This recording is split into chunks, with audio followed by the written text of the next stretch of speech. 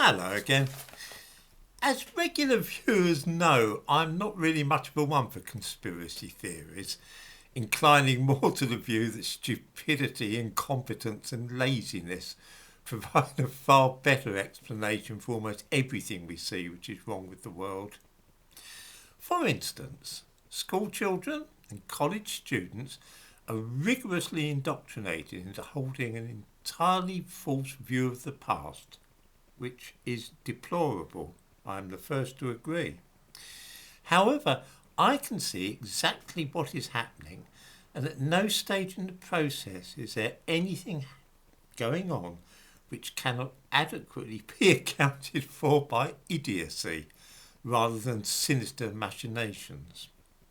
Here is a concrete instance of what I'm talking about. It's something that I know from first hand, and I've had a lot of experience of this over the last, well, more than 30 years, I suppose. The history of black people in the United States dates back to the 17th century.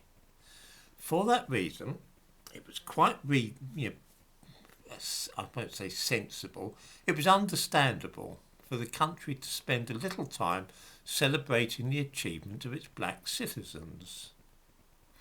A month was perhaps too long. A couple of days would probably have been sufficient, but at any rate, one can see how and why Black History Month came about in America.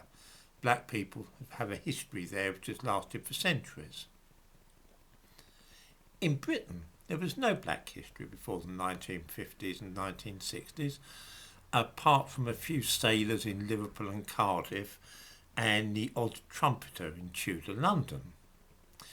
Nevertheless, because we're in the habit of copying America slavishly in everything, whether it be music, the pronunciation of words, or styles of clothing, it was inevitable that we too decided to have Black History Month as well.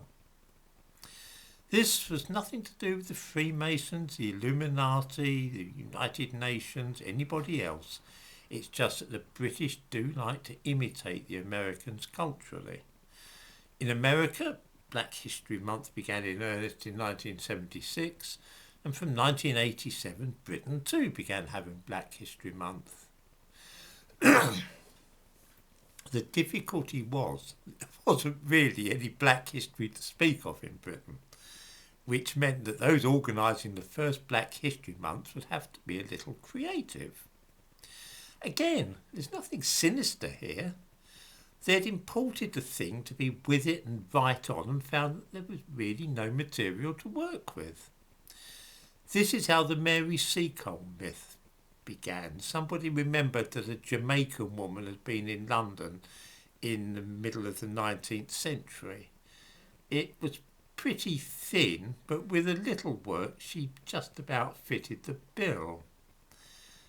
Just. This was in the 1980s. I remember perfectly when the Seacole business began.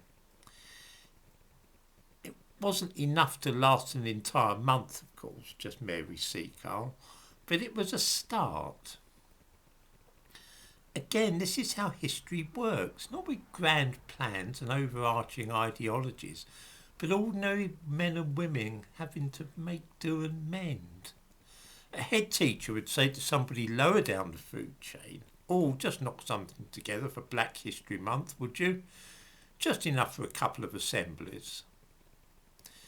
This was when people began scraping around looking for anything at all to do with black people in Britain. Here's what happened at a college I worked at last year.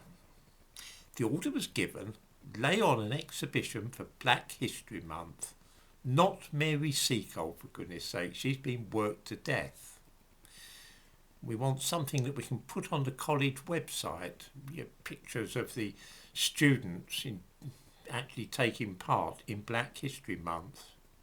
Again, there's no plot or conspiracy here, just a head of a further education college wanting to prove how progressive he is and to show the right spirit. This is the result.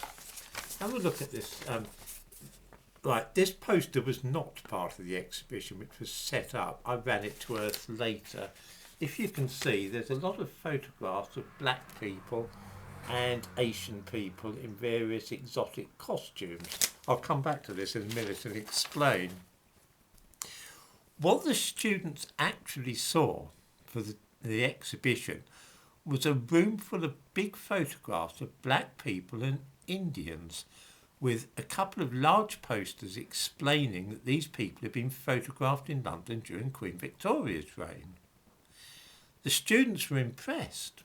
I heard them saying things like, wow, I didn't know there were so many black people in London in those days. There really were lots of people. It gave lots of people in these photographs, all sorts. I mean, there's loads and loads of them here. The whole impression was that London in the 1890s was as vibrant and multicultural as it is today.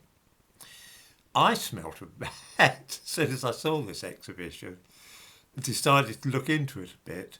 I noticed that most of the pictures, if you looked at the small print underneath them, where they'd enlarged them and put them on the walls, they'd been taken by the London Stereoscopic Company, about whom I've written in another one of my books.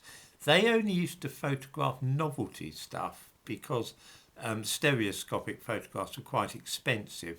So I knew at once that these are not ordinary people they'd photographed. The only information given on the exhibition that the pupils saw were the names, various African names and Indian names and so on. No information about the people themselves. Okay, I eventually ran down this, which is where the photographs first appeared. The woman who had organised the display had just copied these pictures from somebody else's exhibition, which was based on pictures not of Londoners, but of visitors to London. Here's just a few examples. Francis Gakuba, 1891, a member of the African Choir, a group of singers from South Africa who toured Britain. And there's quite a few of these people from the same choir.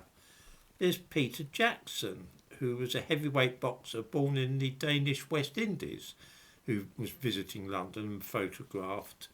There's Musa Bai, who's a major in the Salvation Army, converted to Christianity in India. He came and visited London briefly and then went back to India. It's the same all over. These people didn't live in London or even in Britain. They were just visiting, and because they were quaintly dressed and there were no black people or Indians around in those days, they were photographed as a novelty by the London Stereoscopic Company.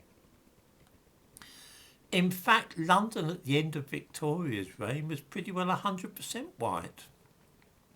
The thumbnail to this video shows a music hall audience in London in 1900. It's 100% white.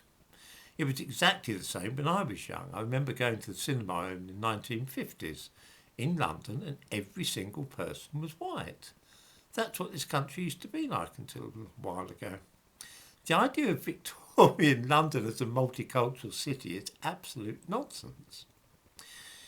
You see what has happened here?